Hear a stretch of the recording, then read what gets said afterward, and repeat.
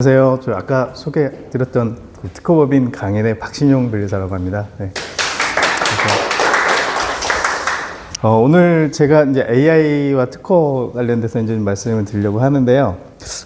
아무래도 제가 강의를 하다 보면 느끼는 게 이제 저희 쪽 강의는 대부분 보면 이제 기술이라든지 법률 용어들이 많기 때문에 조금 이제 초반에는 이렇게 집중을 하시다가 나중에 이제 힘들어 하시는 경우가 좀 많아요. 그래서 제가 최대한 이제 뭐 그런 거 다 제거하고 편하게 좀 쉬운 용어들로 이제 좀 하긴 하겠지만 조금 이제 해도 좀 경청 좀 부탁드리겠습니다. 네. 소개는 제가 간단히 이렇게 마치고요. 그래서 이거 잘 보이시나 뭐 밝지 않나요? 네. 괜찮을 것 같은데, 최근 뭐 이제 AI 5년간 누가 이제 주도를 하고 있는지를 먼저 좀 간략하게 좀 보면 좋을 것 같은데요. 그래서 요 자료를 요거 이제 포브스 코리아라는 자료에서 제가 가져온 건데, 이제 가장 많이 한 데는 당연히 대기업이겠죠, 그죠? 대기업이 많이 했겠죠. 실제로 삼성이나 뭐 LG, 현대 이쪽에서 뭐 가장 많이 하고 있는데, 좀 특이한 걸 보면 저희가 이제 이 기업 규모별로 이렇게 보면은 중소기업이랑 스타트업이 거의 한 두 개 합쳐서 거의 한 44% 정도 돼요. 최근 5년 동안. 대기업은 고작 이제 한 12%밖에 안 되는 거죠. 사실 중소 어떤 스타트업들이 거의 대기업 2배 이상 더 많이 지금 출원을 활발하게 하고 있다. 이런 통계를 좀 이렇게 볼 수가 있는데요. 왜 그럴까 이제 좀 생각을 해보면은 AI 쪽 기술은 잘 안 보여요, 눈에. 이 제품이 이제 나왔는데 여기 이게 뭐야? 이게 어떻게 설명하기도 어렵고 잘 안 보이다 보니까 이제 스타트업들이라든지 소기업들, 중소기업들은 이제 적극적으로 얘가 투자도 받아야 되고 기술팀의 성장 같은 것도 준비를 해서 있을 테고, 이제 해외 진출해서 뭐 이렇게 할 수도 있지만, 그런 사람들은 이런 특허를 활용할 수밖에 없는 거예요. 특허를 많이 내서 그 안에 이제 기술 내용이 잘 적혀져 있으니까, 그걸 가지고, 우리 기술 경쟁력이 있다. 우리 회사가. 그러니까 특허가 이제 가진 만큼 외부에서 보기에도 어떤 이제 기술력이 어떤 경력이 있어 보이겠죠. 그러다 보니까 스타트업이라든지 중소기업들이 이렇게 좀 활발하게 많이 특허를 이제 선택이 아니라 뭔가 전략 자산처럼 필수적으로 이렇게 좀 이렇게 하고 있는 것 같아요. 그렇게 좀 보시면 될 것 같고. 그래서 상위 한 10개의 스타트업들을 이렇게 좀 줄여보면은 디벡스라는 이제 일본 회사, 저희기는 이제 AI 반도체 쪽을 좀 하고 있고, 여기로 S 메디컬 여기는 MRI 영상을 솔루션을 만드는 그런 쪽에 일하고 있고, 이마고빅스는 AI 치아 보철물도 이런 걸 자동으로 디자인을 만들어주는 어떤 그런 분야에서 이렇게 있습니다. 각각의 면면을 보시면은, AI 반도체, 그리고 산업용 AI, 그리고 의료, 그리고 금융, 이런 어떤 실제 우리가 산업에 바로 이렇게 적용되는 그런 분야에서 더 활발하게 중소기업들이 이렇게 지금 진출해서 보고 있는 걸 알 수 있습니다. 그래서, 근데 또 특이한 게 또 이제 좀 보면은, 이 기업들이 보면은, 우리가 이제 챗봇이라든지 LLM, 그런 거대 언어 모델 있잖아요. 그런 거에 대한 를 직접적으로 이렇게 만드는 회사는 아닙니다. 그러니까 다 그런 어떤 모델들이라든지 그런 알고리즘을 이용해서 자기 특정 도메인, 자기 어떤 그런 도메인에서 작업 현장에 맞춰서 그 하드웨어 결합해서 어떤 그쪽에 이제 구축하는 그런 기업들이라고 보시면 돼요. 그래서 그런 특징들이 있고, 네.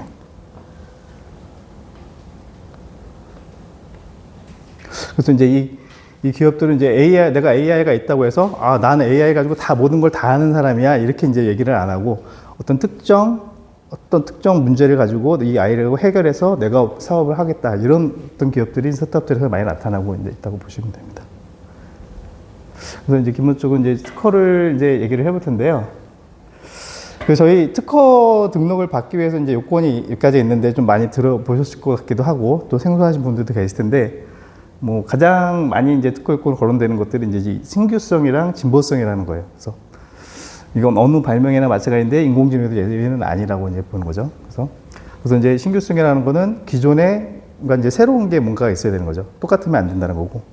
진보성이라는 거는 기존에 있는 발명으로 이제 쉽게 발명할 수 않는 어떤 창작적인 어떤 그런 것들이 조금 올라가 있는 진보적인 것들이 좀 있어야 되는 그런 것들을 요구하고 있는 거예요. 그래서 이 두 가지가 결합돼야지만 특허 등록을 받을 수 있고, 그리고 또 요 요건은 보통 이제 변리사들이 이제 알아서 이제 해주니까 이제 이제 명세서 작성하는 거는 걱정 안 하시는데 사실 요거가 이제 좀 이제 적어놓은 이유가 42조가 적어놓은 거는 그 AI 발명에서는 조금 이제 이슈가 있어요. 그러니까 AI가 너무 이제 이걸 말을 설명을 잘 못하다 보니까 이 기재불구가 은근히 많이 나와요. 그러니까 얘가 개발해놓고도 뭐 뒤에서 이제 얘기를 하겠지만 그렇기 때문에 그런 어떤 이슈가 좀 있어요. 그래서 기본적으로 명세서, 특허 명세서에는 이제 제3자, 그러니까 당업자가 특허 명세서를 보고 그대로 재현해서 실수할 수 있게끔 기본적으로 잘 적어놔야 돼요. 그런 방법들을.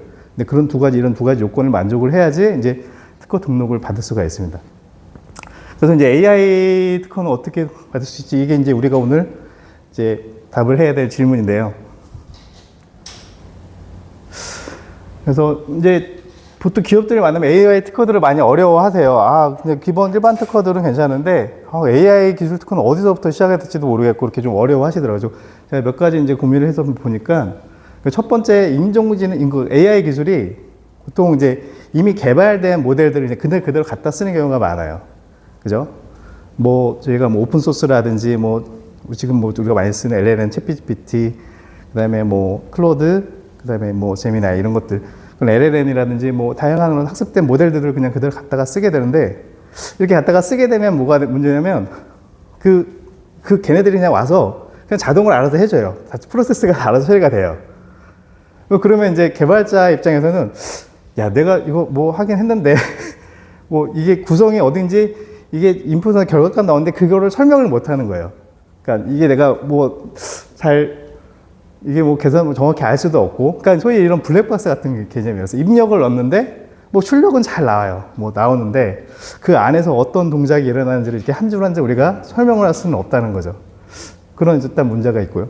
이게 이제 초대형 이제 언어 모델 이제 LLM으로 넘으면 더 심각해지죠. 그 안에가 이제 구조가 더 규모가 커지고 거대해지고 하다 보니까 그 안에 있는 내부 동작이 이제 불투명해지는 거예요. 더.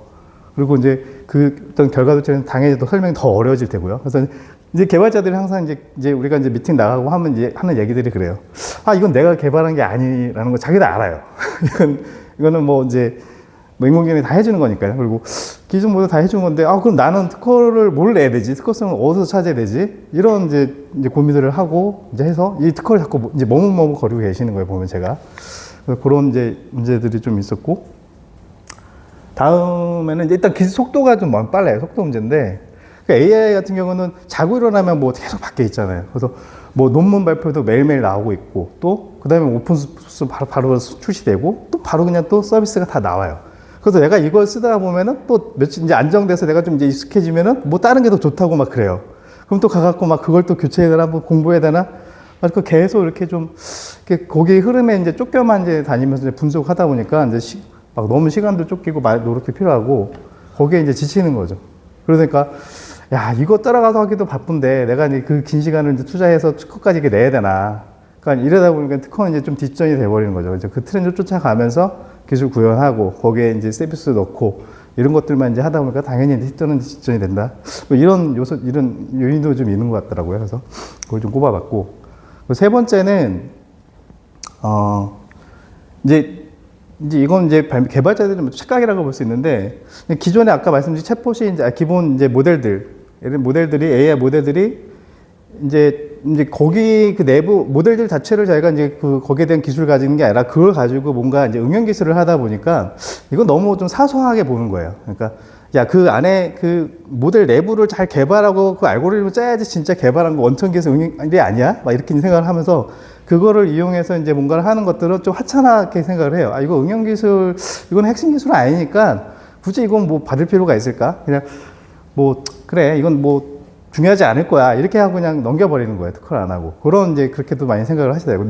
근데 이게 좀 이제 위험한 게 사실 그 판단은 본인이 하면 안 되는 거예요. 사실 이게 기술이라는 게 뭐 핵심 특허, 어느 게 핵심 특허가 될지는 몰라요. 그러니까 이 코어 무슨 모델을 잘 누군가 만들어서 했지만 그게 핵심이라고 뭐 단언할 수는 없는 거예요. 그걸 이용해서 어떤 응용 특허가 나왔을 때 그 특허가 나중에는 오히려 일반적으로 더 많이 쓰이는 일반 특허 그렇게 되면서 이제 그게 더 핵심 특허가 될 수도 있는 거죠.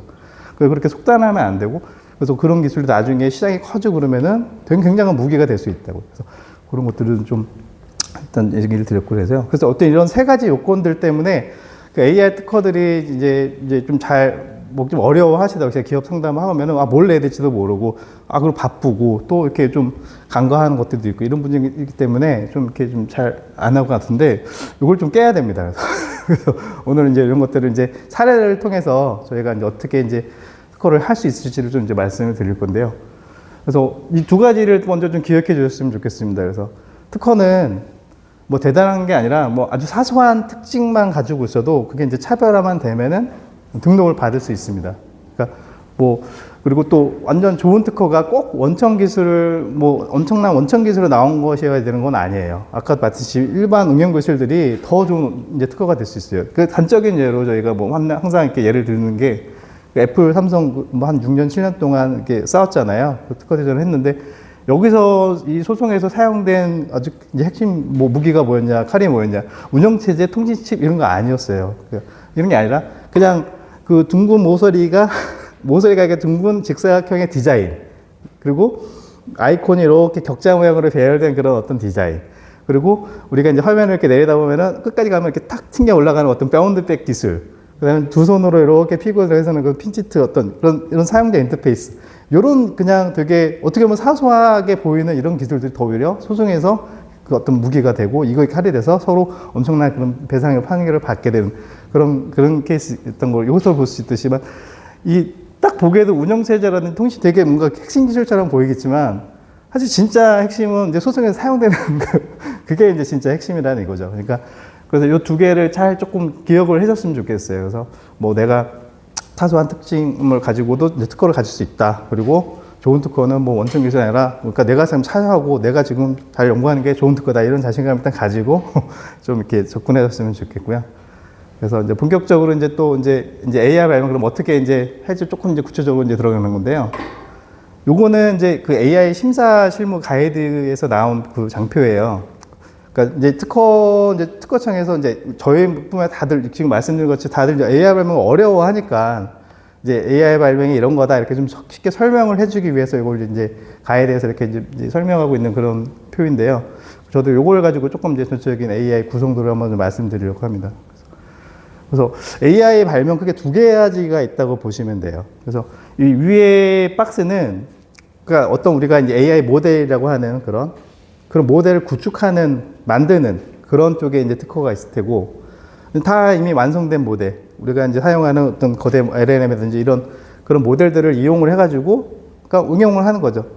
입력을 넣어서, 우리가 지금 챗GPT 이용하듯이 어떤 입력을 넣어서 그 출력 데이터를 가지고 어떤 우리가 어떤 AI 서비스를 하는 그런 어떤 이렇게 두 가지 축으로 보시면 돼요. 그래서 그 위에 이제 학습을 이제 구축하는 거는 여기는 좀 어렵죠. 어려운 얘기죠. 그래서 이제 기본적으로 그러니까 어떤 AI 모델이 만들어지기 위해서는 방대한 데이터를 다 막 수집을 할 거 아니에요. 수집을 해서 그 데이터들을 다 이제 자기가 이제 맞게 다 데이터 전처리를 해서 알맞게 우리가 데이터 학습하게 표현한 거, 우리가 보고 싶은 어떤 그 특징들, 이런 것들 다 뜯어가지고 이제 이렇게 전처리를 해서 이제 학습을 시키고, 거기 또 학습을 시킬 때 그 안에 아까 말한 우리가 블랙박스 안이라고 했던 거 있죠. 그 내부를 어떻게 이제 부조화 설계하고 할 거냐, 알고리즘 뭘 쓸 거냐, 그리고 뭐 두 개를 어떻게 병합하고 분산 처리할 것인지, 뭐 이런 파라미터는 또 어떻게 조절할 건지, 이런 것들은 사실 뭐 대기업, 뭐 빅테크에서 많이 하는 그런 것들이겠죠. 그죠? 그러니까 그런 것들을 이제 많이 그런 쪽에서 당연히 특허가 많이 나올 테고, 그래서 이렇게 이제 모델 구축하는 쪽에 어떤 특허 아이들이 당연히 많을 테고, 근데 밑에 다시 말해서 이제 학습 완료된 모델, 우리 이제 보통 응용 특허들 많이 아까 한다는 게 이쪽 분위기죠.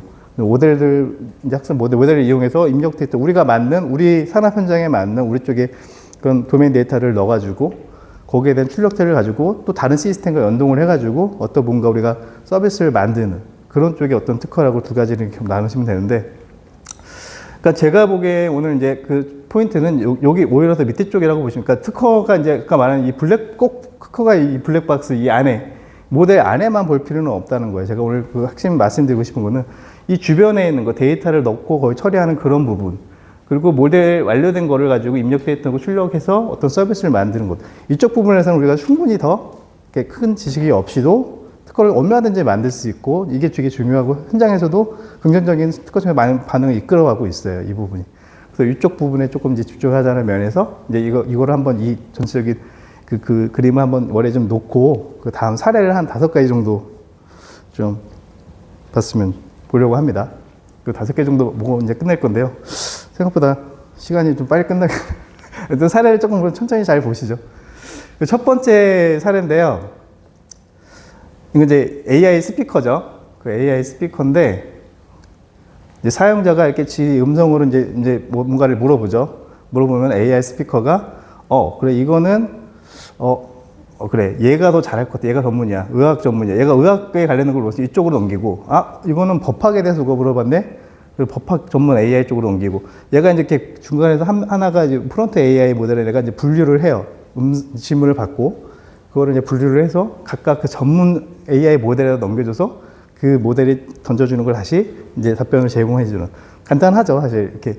그러니까 이게 당연히 뭐 지금 입장에서는 이제 이 오늘 사례들은 지금 현재 입장에서 아니라 이 추론 씨 입장에서 좀 생각을 해볼 필요가 있긴 한데, 어쨌든 지금 봐도 간단하고 그 당시에도 이게 사실 이렇게 뭐 이렇게 대단한 건 아니었어요. 그러니까 요 그림만 보면은. 그래서 이건 단지 그냥 생성형 AI를 활용한 것밖에 안 된다. 그래서 사실 그래서 이게 이제 거절된 건데, 그러니까 이게 이제 이제 우리 이런 건 지금 당연하잖아요. 우리도 이제 그 어떤 실제 우리 LLM 모델에서도 그렇게 많이 들어가요. 그러니까 뭐 어떤 프롬프트를 넣으면은 이게 리소스를 많이 필요한 복잡한 문제면은 좀 고급 모델에 연결하고, 단순한 대답을 원하는 것들은 그냥 경량한 모델하고, 지금도 이렇게 라우터식으로 분산해서 이렇게 막 배분하는 게 일반적으로 많이 쓰이는 그런 기술들이거든요. 그러니까 그런 기술을 그대로 갖다 놓으면 뭐 다를 것도 없고, 또 심지어 옛날에는 이 앞다리는 그대로 있고 뒤에는 사람을 연결해주는 그런 서비스도 있었어요. 그러니까 해서 어쨌든 그래서 이 자체는 없어가지고, 이게 이제 결과적으로 이제 단순한 어떤 그 AI를 활용하다 이렇게 이제 해서 이제 거절됐는데, 우리가 여기서 그냥 이렇게 넘어가면 안 되고, 그럼 여기다가 뭘 더 붙이면 특허를 받을 수 있는지, 그걸 조금 이제 고민을 좀 해봐야 되잖아요. 그래서 기본적인 아까 이제 이 전에 봤던 장표에서 봤을 때, 우리가 이제 요게 이제 아까 블랙박스 모델이라고 했을 때, 그럼 우리가 뭘 더 해볼까? 그래서 이 앞에 들어가는 입력을 예를 들어서 사용자 음성을 그대로 넣는 게 아니라, 이 사람의 음성을 봤을 때, 이 사람의 연령대를 한번 추정해보자. 그런 어떤 앞에 딸에다가 입력 처리하는 뭔가, 그런 해서 연령대가 예를 들어서 미성년자다. 그러면 뭐 미성년자 보호 어떤 프롬프트를 깐다든지, 뭔가 좀 노약자라면 노약자에 맞게 뭐 한다든지, 어떤 그런 다른 게 뭐가 들어갈 수 있을 거 아니에요. 그죠? 그런 것들을 이제 충분히 특허가 될 수 있는 거예요. 그런 걸 더 넣으면은. 그래서 기본적인 LLM 모형 그대로 이용하더라도 그런 앞에, 뒤에 이런 것들을 잘 구성하면은 특허를 충분히 갈 수 있다는 그런 점을 좀 이제 여기서 좀 보시면 좋겠고요. 그리고 다음 사례 2는, 요거는 이제 뭐 요즘 피지컬 AI도 이제 많이 얘기하지만, 이제 그런 이제 요 서빙 로봇이에요. 서빙 로봇이 기본적으로 이제 얘가 이제 똑똑하려게 하려면 AI가 이제 여기 기계에 탑재를 해야 되는데, 그 모델 자체의 용량이 크고 그러다 보면은 이제 아무래도 힘들어요. 그러니까 이거를 서버에서 이제 받아와서 이제 여기다 탑재하는 그런 작업을 많이 한다고 하더라고요. 그래서 보통 얘가 해야 되는 이유가 뭐냐면, 이제 그 공간을 인식을 해야 돼요. 객체를 인식해야 되고, 그래서 이제 자기가 자유롭게 움직이려면, 그래서 근데 보통은 이제 그런 이제 거리를 하는 라이다 센스라는 걸 많이 쓰는데, 뭐 이제 여기는 RGB 영상을 해서 이제 좀 간소화시키기는 한 건데, 그다음에 이제 RGB 영상을 써서 이제 어떤 공간을 인식하려면 이 CNN 모델, 다이렉티드 CNN 모델이라는 게 꼭 필요해요. 근데 그 모델을 얘가 가지고 와야 돼요. 이 로봇에다가. 좀 어렵죠. 근데 이렇게 가지고 와야 되는데, 그러니까 이거를 이제 여기 보시면 한번 보실게요. 그래서 이 로봇이 그 CNN을 서버에다가 나 이거 모델 좀, AI 모델 좀 줘. 그러면은 서버가 그냥 그대로 주는 게 아니라 그 사이즈를 경량하게 이제 축소시켜가지고 얘가 이제 쓰기 편하게 이제 던져주는 거예요. 근데 그 무거운 걸 주면 얘가, 자기는 여기 앞에 공간 요만큼만 이제 뭐 내가 다닐 정도만 제어할 수 있으면 되는데, 뭐 이거를 뭐 그렇게 무거운 걸 줄 필요가 없다는 거죠. 그래서 이제 경량해서 이렇게 주는 거, 이렇게 해서 이걸 내가 이제 특허로 받아보겠다고 했던 건데, 사실 요런 방식, 아까 말하는 경량화, 양자화해서 가중치를 이제 경량화하는 모델은 되게 그 당시에는 되게 일반적인 그냥 기술 상식이었던 거예요. 그래서 이렇게 이제 거절이 됐던 건데, 되게 보기에는 이제 복잡하고 뭔가 있어 보이는데, 사실 뜯어보면은 별게 없었던 특허였던 거예요. 다 기존에 있었던 거.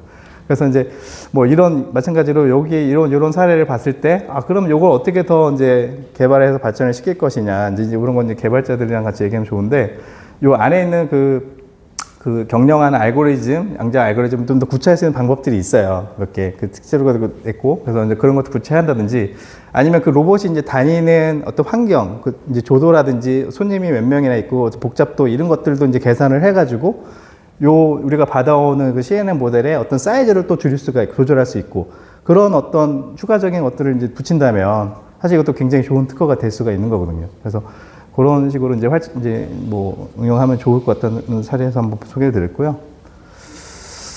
좀 어렵죠. 제가 너무 또 말도 빠르고 그래서 그냥 편하게 들으시고 그냥 잊어버리셔도 돼요. 그래서 제가 마지막에 정리를 해드릴 텐데 그 몇 가지만 좀 기억하시면 될 것 같아요. 그래서 저도 사실 이걸 이제 봐도 또 보면은 어려워요. 기술이라는 게 저도 뭐 이제 계속 이제 그 특허 명세서 계속 쳐다보고 몇 번 읽고 뭐 이해는 금방 되겠지만 또 다시 보면은 이게 무슨 내용이었지?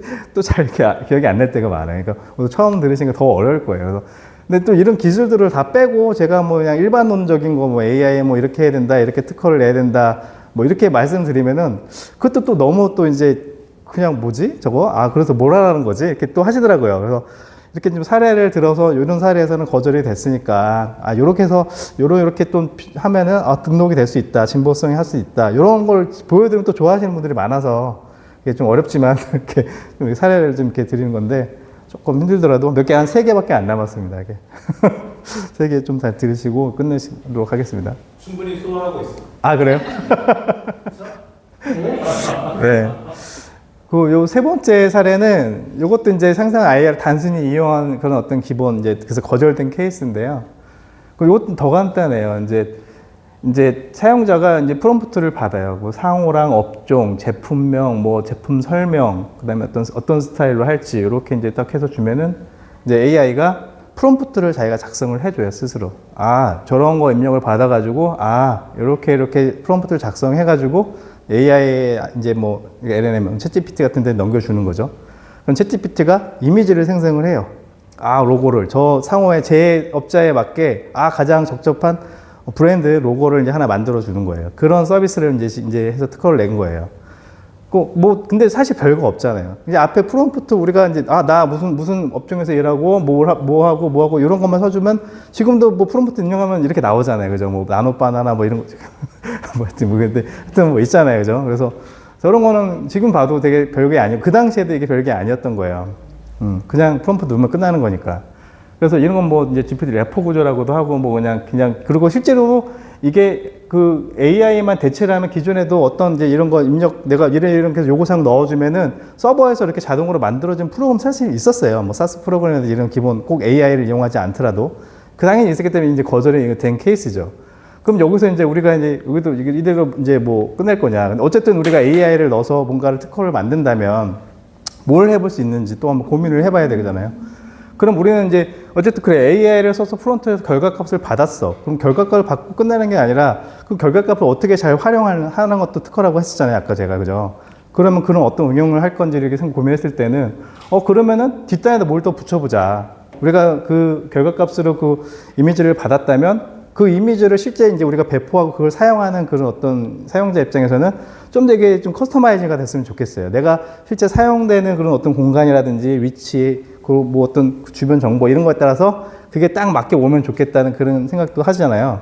그럼 그런 것까지 우리가 뒤에서 다 이제 알아서 그런 것들을 정보를 수집해서 거기에 맞춰서 변형을 해서 주는 그런 서비스도 뒤에 붙일 수 있는 거니까 그런 서비스를 만약에 뒤에 붙이면 특허도 가능하고 실제 사업화도 가능하고 뭐 그런 생각을 해볼 수가 있을 것 같아요.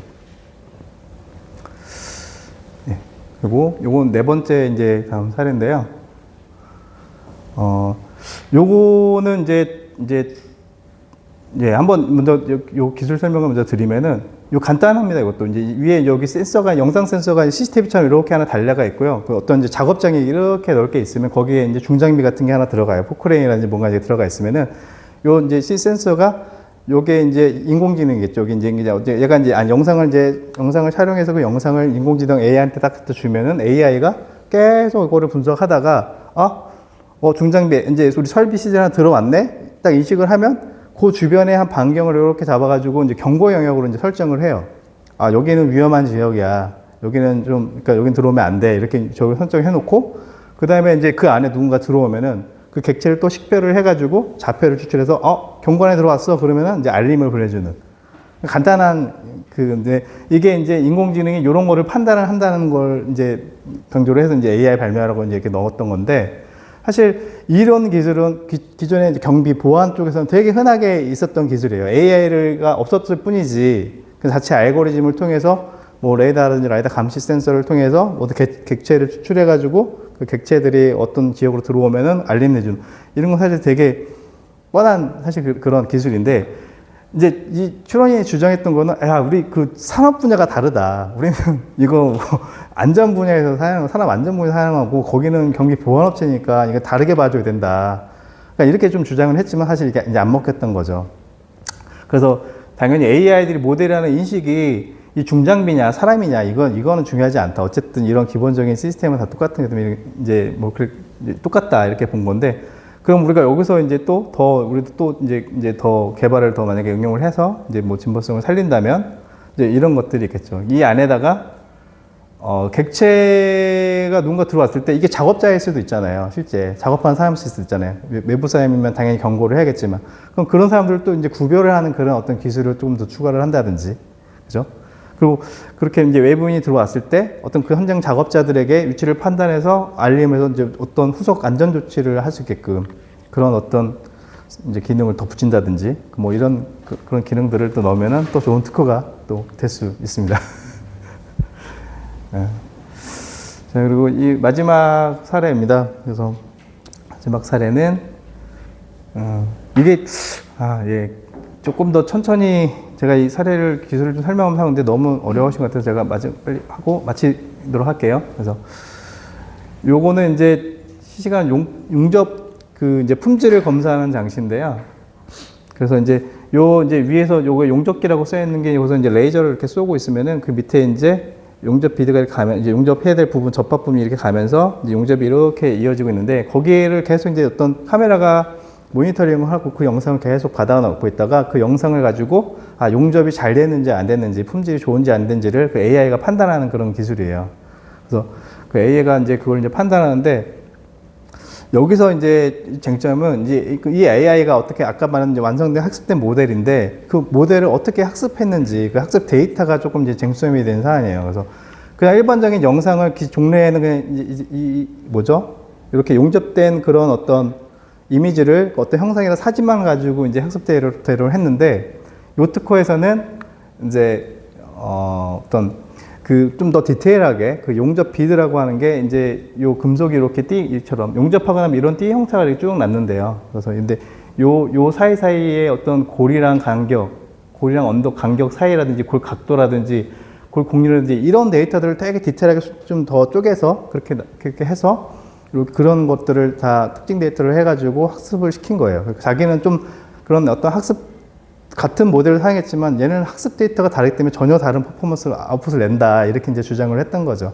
근데 실제로 이게 뭐 종래 기술에 당시에는 그런 것들이 다 있었긴 했어요. 그래서 뭐 데이터로 뭐 골 굽히, 골 언덕 너비, 골 각도 이런 거 다 구체적으로 이제 나와 있었던 것도 이제 거절이 되긴 했는데, 그러니까 이 장표를 제가 이제 그러니까 뭐 말씀드리려고 하는 이유가, 그러니까 이런 식으로 학습 데이터를 되게 구체적으로 세분화해도, 그러니까 충분히 특허를 가능하다는 그런 점 말씀드리려고 한 거예요.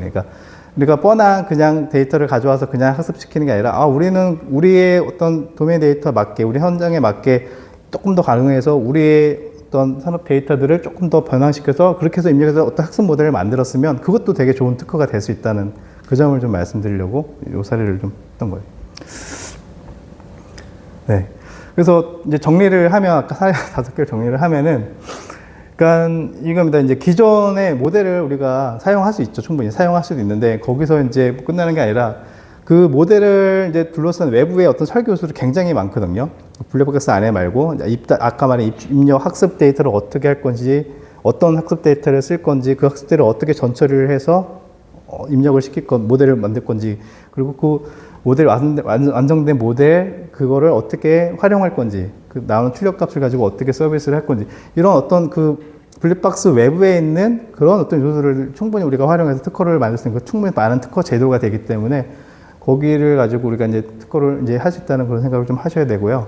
구체적으로 딥러닝 같은 경우는 아까 말한 학습 데이터를 어떻게 할지, 데이터 전처리, 후처리, 뭐 특징 추출은 어떻게 할 건지, 모듈 학습 과정에서 파라미터 조정은 어떻게, 이런 것들 다 특허 소재가 되고요. 그 LLM에서도 마찬가지 프롬프트를 자동 생성하는 방식이라든지 사용자 입력 컨텍스트 맞게 전처리하거나 그러니까 추격 알고리즘 추격하는 거. 그리고 가장 좀 중요하다고 보는 거는 그 LLM 응답 수속 시스템을 이제 연동해서 특정 시스템이나 작업이랑 이제 자동화하는 그런 어떤 설계들. 그러니까 이런 것들이 다 이제 특허가 될 수 있다는 것을 좀 말씀드리고 싶고요. 네.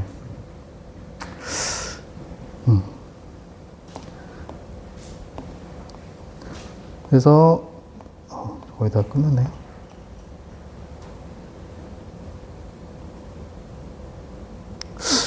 네. 그래서 이제 뭐 제가 조금 뺀 것도 있는데 그래도 대충 다 말씀드린 것 같고요. 그래서 마지막으로 제가 말씀드리고 싶은 거는 앞에 저희가 이제 봤던 그 스타트업 10개 있잖아요. 그 10개 그 기업들이 그들이 가진 특허들을 보면 사실 그 굉장한 뭐 AI의 원천 기술을 가지고 특허를 막 이렇게 쌓아놓은 게 아니에요. 제가 다는 안 봤지만 몇 개를 봤을 때 그들 기업들 마찬가지로 어떤 이런 그런 핵심 AI 코어를 벗어난 그 외부 주변에 있는 어떤 그런 요소들, 그러니까 그런 요소들을 가지고 특허를 만들고 쌓았던 거기 때문에 우리도 겁먹을 필요 없고, 우리도 이미 다 그걸 하고 있어요. 여러분들도 다 실제 기업에서는 다 이 정도는 다 하고 있어요. 다만 이게 특허가 안 될 것 같아, 그냥 특허거리가 아니야, 특허가 될까, 이런 생각 때문에 그냥 지나치고 있다고 저는 보고 있거든요. 그래서 이 자리를 통해서 그렇게 이제 좀 지나갔던 것들을 한번 다시 좀 되돌아보면서 이게 좀 그런 시간이 됐으면 좋겠습니다. 네, 감사합니다.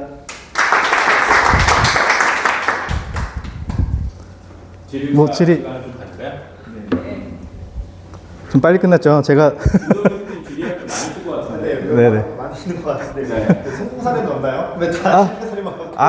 그러니까 실패를 봐야지 이제 성공을 이제 할 수 있는데, 사실 제가 말씀드린 그 예 중에 몇 개가 실질적인 성공 사례예요.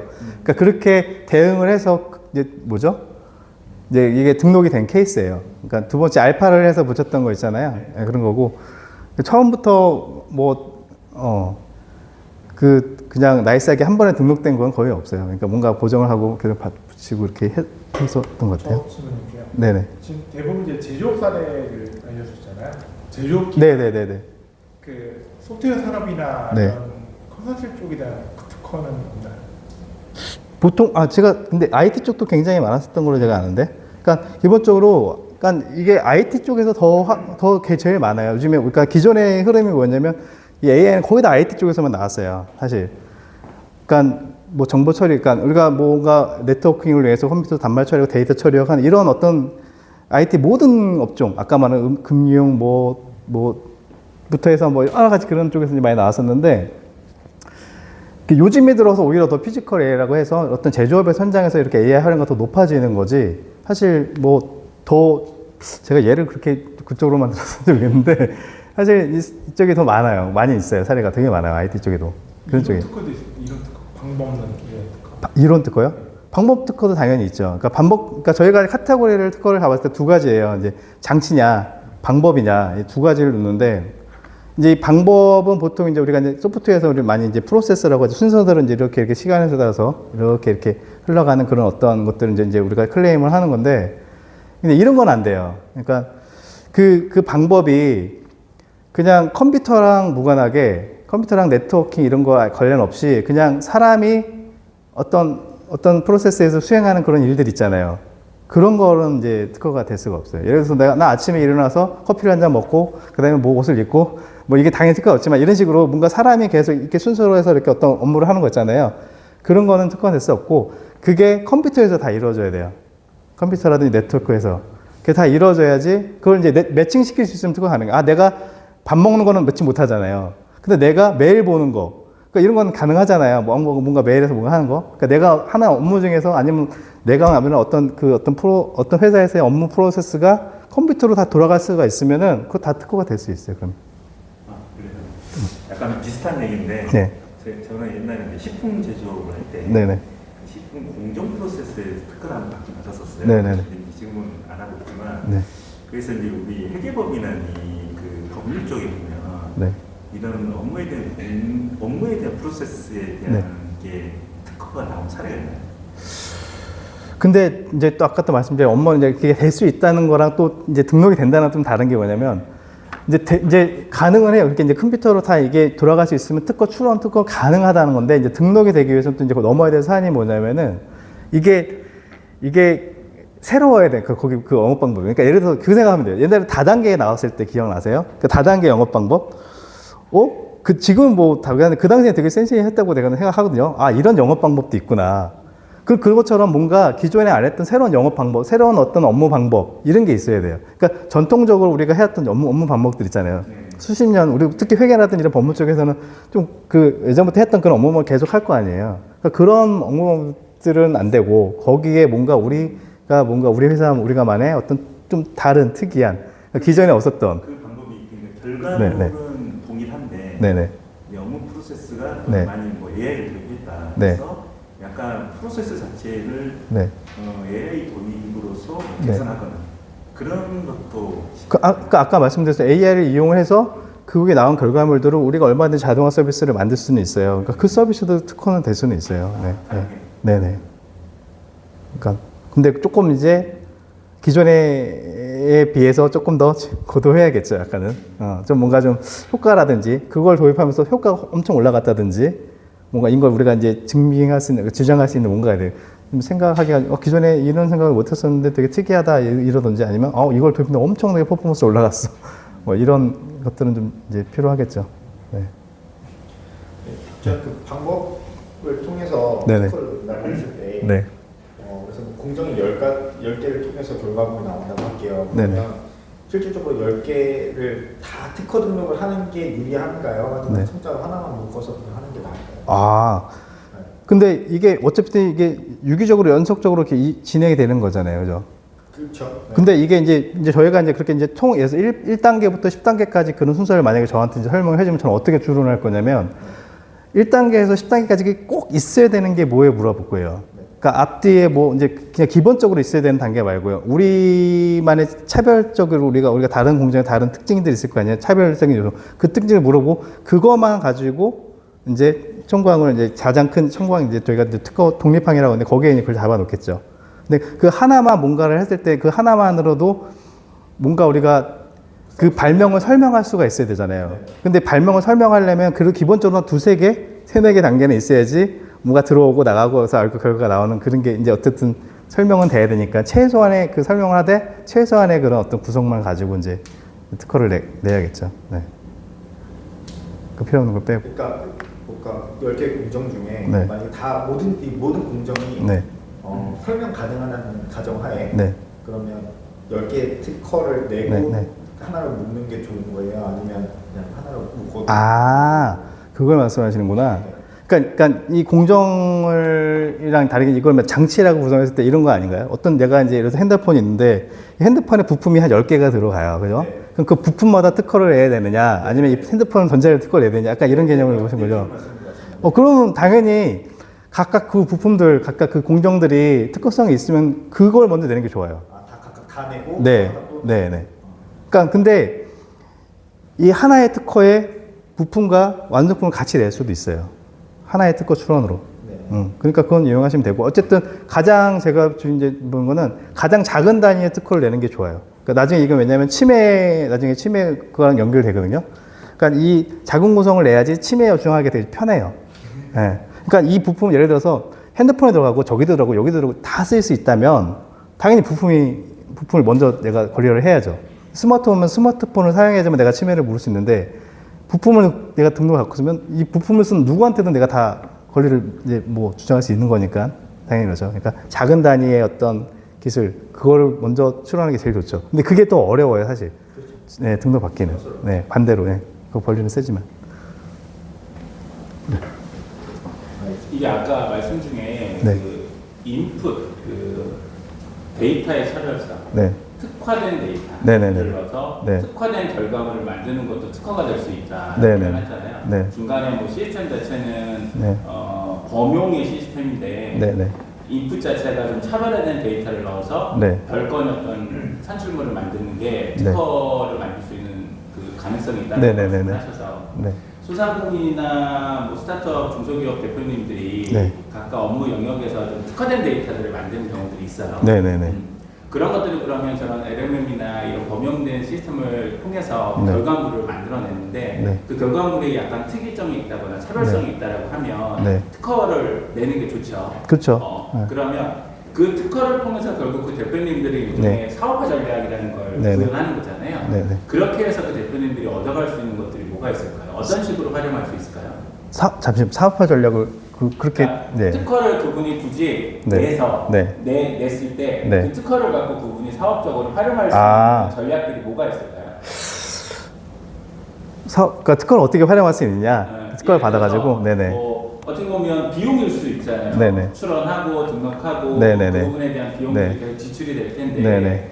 뭐 굳이 그거를 내가 네네네네. 특허를 갖고 가야 네. 돼? 뭐 해야 돼? 뭐 그쵸.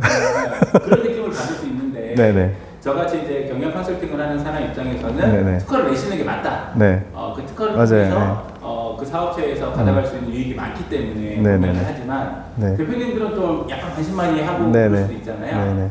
그래서 근데 맞아요. 근데 그 특허를 활용하는 건 사실 중요하죠. 그리고 뭐 저희 사실 근데 그 부분은 원론적으로 말해서는 기업이 더 잘 알아야 돼요. 그러니까 특허를 받아놓고 내가 이걸 적극적으로 어디에 써먹을지 고민하고 생각하고 그 활용을 해야 되는 건 맞아요, 사실. 그걸 이제 근데 나중에 바뀌어서 이제 저희한테 자꾸 물어봐요. 이 특허 근데 어디다 써야 돼요?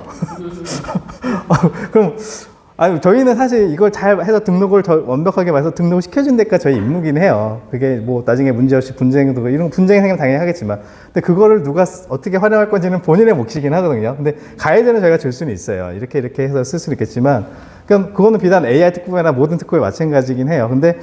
근데 그래도 이제 하도 많이 물어보니까 저희가 이제 그걸 연구를 해요. 이제 이거 어떻게 써야 될지. 물론 연구하실 거예요. 커 선생님도. 연구하실 거예요. 그래서 이랬는데 쓰면 좋습니다. 이렇게 지원사업번 쓰면 좋습니다. 이렇게 이제 하시긴 하는데, 그래도 제가 보기에 제일 잘 쓰시는 분들 보면은 이제 조금 이제 이게 되게 무기로 쓰는 거는 이제 투자 받을 때 확실히 많이 쓰시고, 조금 더 위에서는 이제 IPO라든지 기술장님 승리하실 때 당연히 많이 쓰겠고, 그 밑에 딸 레벨에서는 뭐 잘 아시겠지만 지원금이라든지 정부 과제라든지 이런 거 많이 하시니까 그런 쪽에 일단은 효과를 이제 쓸모를 이제 찾아봐야죠. 근데 자기 사업에, 그러니까 더 원론적인 얘기를 하자면 사실 이게 자기 사업의 방어거든요. 뭐 공격일 수도 있겠지만 내 특허권이 있다는 거는 내가 안정적으로 이제 특허를 이제 그 사업을 할 수 있는 거잖아요. 누구한테 침해 오는 것 걱정 없이 내 기술을 가지고 있기 때문에 그런 거고, 또 누군가 내가 비슷하게 따라 한다면 못하게 할 수 있는, 이게 가장 기본적인 어떤 특허의 힘인 거죠. 그걸 그걸 이제 활용해야 되는 거고, 나머지 부대적인 거라 생각해요. 이제 이걸 가지고 정보사업 받고 뭘 하고 뭐 하는 것들은. 네. 그래서 그렇게 좀 말씀을 드리는 게 낫잖아요. 특허라는 거는 어때 공격 방어용이다. 내가 내 사업을 하기 위한 거고, 또 남한테 못 따라하게 내가 제재하기 위한 거고, 그 용도고. 그 외적인 것들은 이제 뭐 서비스 이런 거. 네. 컨설팅 영역인 거죠. 네. 네. 뭐 여기서 답변 주기 좀 어려울 것 같긴 한데, 네네. 솔직히 이제 특허를 내고 싶지만 네. 아직 낸 적은 없다 보니까 특허를 요청드릴 때 네네. 뭘 얼마만큼 준비해서 뭐 어떻게 준비해야 그쵸. 되는지. 네, 맞아요. 그것도 많이 궁금하시죠. 제가 이제 대기업들 같은 경우는 이제 대기업이나 공공기관을 저희가 많이 하는데 보면 이제 걔네들은 딱 정해져 있어요. 설명서가. 직물 발명 설명서. 그거는 저희 용이 아니라 내부적인 결제용의 시스템용이에요. 그러니까 이 연구자가 이 특허를 하기 위해서는 승인을 받아야 돼요. 위원회, 기술심의위원회든지 안에 내부 특허팀이라든지 그쪽 안에 승인을 받아야 되기 때문에 그 안에 그 용도를 이제 자기가 잘 작성을 해요. 그러면 이게 내부적으로 이거는 이 정도면 특허를 해야지. 우리 회사에 도움되는 기술이라 그러면 그 문서를 저희한테 주어서 저희는 그 문서를 보고서 이제 작성을 하게 되거든요. 근데 보통 이제 거기 양식으로 기준으로 한다면 이제 그건 있어야 돼요. 발명의 이제 뭐 명칭 같은 거 당연히 있어야 될 테고, 이게 종래에 어떤 문제가 있었고, 그러니까 내가 하려고 하는 발명이, 그래서 나는 뭐를 바꿨다, 뭘 어떻게 개선을 했다. 이게 이제 어떤 그래도 구성이라든지 방법, 그러니까 그 공정 단계라든지 이게 좀 보여줘야 되고, 그래서 어떤 효과가 있었다까지 얘기해주면 좋은 거죠. 그 정도까지 명확하게 내가 하려는 것만 개념만 주시면은 그 나머지 어떤 그 우리가 실시 조건 아까 말한 그런 것들은 저희가 채울 수는 있어요. 그 중요한 코어만 딱 핵심만 주시면 되는 거죠. 또 질문 있으실까요? 특허 관련된 네네. 소송 쪽도 많이 하시나요? 소송은 제가 예전에 그 한국 그 지식재산 보호원이라는 데 공익변리사로 잠깐 있었어요. 근데 그때 제가 이제 소송을 좀 한 3건 정도 하고 그 이후로는 제가 직접 수임한 건 없는데 왜냐면 이 소송은 사실 규모의 싸움이죠. 아시겠지만 이게 아무래도 이 클라이언트 입장에서는 더 큰데 법에다 맡기고 싶어요. 그리고 좀 이제 정관이 많은데 내가 좀 중요한 특허면 특허일수록 그리고 그런 그러니까 심판관 출신들이라든지 그런 어떤 관련된 일을 많이 하는 사람한테 맡기고 싶어 해요. 그래서 제가 저는 이제 소소하게 이제 뭐 침해라든지 그 경고장 이런 것들을 많이 지금 하고는 있는데 심판 대리를 한 거는 한 3년 넘은 것 같아요. 이상 넘은 것 같아요. 네. 마지막으로 해본 거는. 근데 어쨌든 그 법리는 뭐 사실상 저긴 하니까 뭐 맡겨도 사실은 뭐 할 수 있을 것 같긴 해요. 네네. 알겠습니다. 네, 감사합니다.